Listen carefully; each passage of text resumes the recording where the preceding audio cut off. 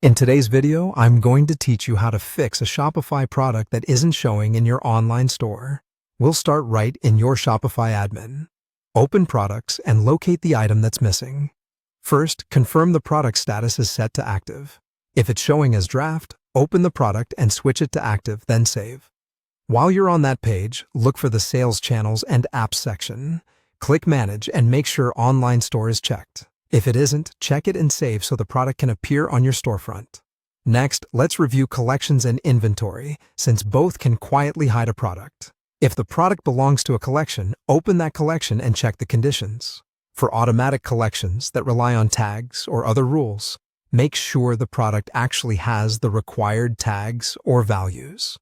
Pay close attention to the matching logic. If the collection is set to all conditions, it can be overly strict.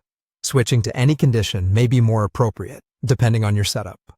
If it's a manual collection, confirm the product was manually added. Use the search field in pagination to be sure it hasn't been overlooked in a long list. Now check inventory. On the product page, go to the inventory section and confirm the quantity is not zero. If you're tracking inventory, adjust the available stock so the product can be purchased. If you have multiple locations, ensure the correct location has quantity available for the online channel.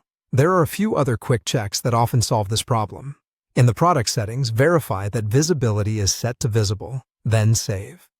Head to Settings, Open Markets, and confirm the product is included in the market you're selling to and hasn't been excluded by mistake.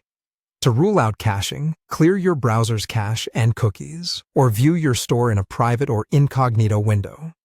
If the issue began after a recent change, temporarily switch to a default Shopify theme and disable any recently installed apps. If the product appears, re-enable your theme and apps one by one to identify the conflict. Finally, scroll to the search engine listing preview on the product page, click Edit, and ensure the option to hide the product from search results isn't enabled.